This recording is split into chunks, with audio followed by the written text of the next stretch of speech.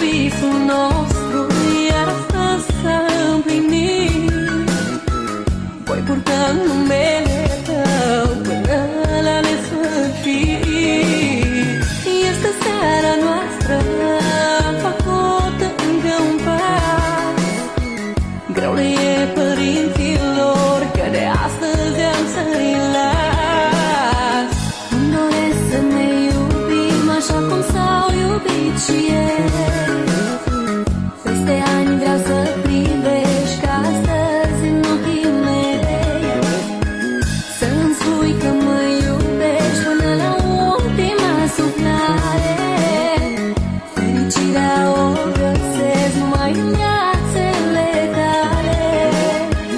De astăzi sunt a ta, trup și suflet cu tine. Azi îți dau mâna mea să-mi dai fericire.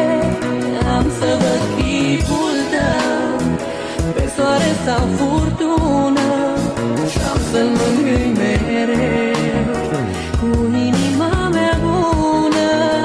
De astăzi sunt a ta, trup și suflet cu tine. Azi îți dau mâna mea să-mi dai fericire.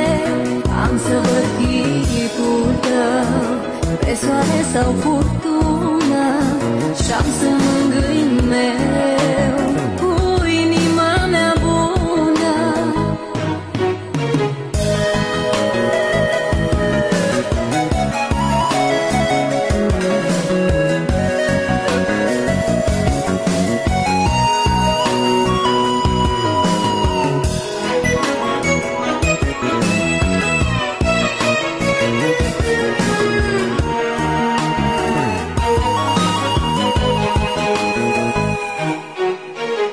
Nu mă satur să-ți privesc ochii plini de fericire.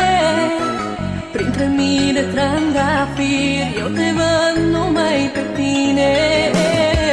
Seara asta n-o să uit, de ea o să-mi fie dor. Peste ani vom povesti ce-am simțit copiilor. Cuvintele nu îmi ajung să-ți arate dragostea. Stai la pieptul meu să simți cum îmi bate inima. Cât de frumoasă este rochea albă de mireasă. Frumoasă îmi faci viața, frumoasă iubirea noastră. De astăzi sunt a ta, trup și suflet cu tine. Azi îți dau mâna mea să-mi dai fericire. Am să văd chipul tău pe soare sau